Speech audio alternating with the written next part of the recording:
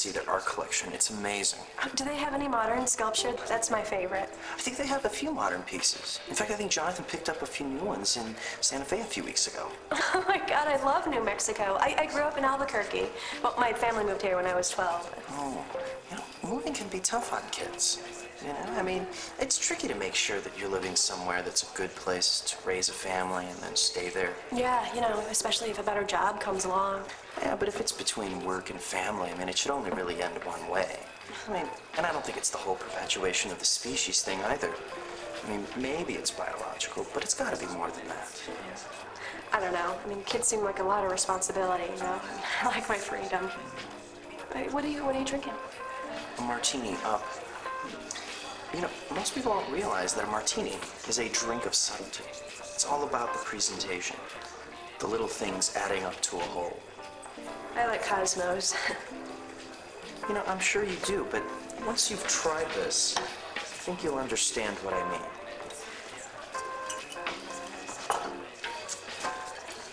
You know, going back to the past can teach us a lot.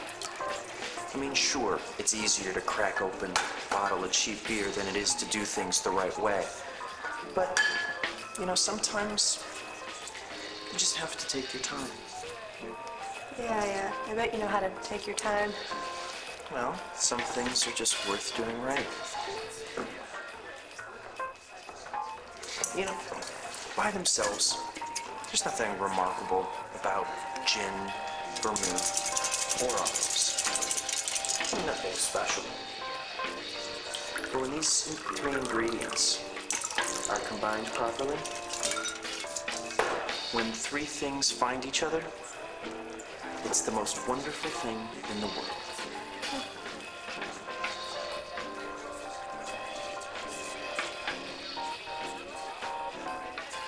Wow, this is amazing. It's not just amazing, though. I mean, feel how those flavors dance on your tongue. It's like harmony in a glass.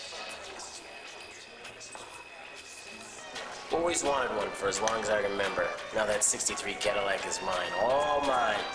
It's sweet. Well, eventually. It needs a lot of work. The engine needs an overhaul for starters. That's a huge project. I remember rebuilding the engine on my '73 Chevelle Laguna. My first car.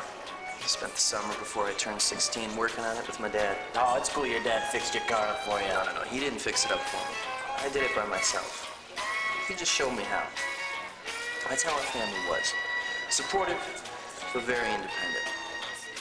By doing it by myself, I learned a lot about how that car was put together.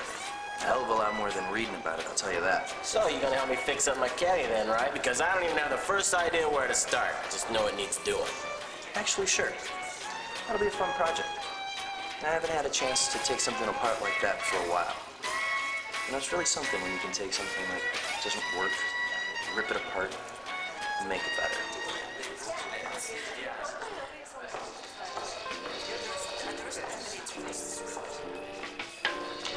Well, it looks like your last trip was quite successful. Yes, quite. Any chance I get to get on Paseo del Peralta and into the back alleys, I take. Such a joy. You really should come down sometime, Stephen. It's beautiful country. And I've been meaning to get out there. You know, that Bridget, just starting, said she grew up out in New Mexico. It's a great place to live. Ski, raise a family. We'll probably retire to Taos when this is all finished. Just bring everything back where it came. Seriously, Stephen, you're coming with us next time. I'll show you the spas. They'll rub you down, cover you in mud, and soak you.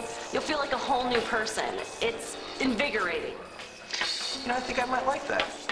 And it's probably better with someone else, no doubt.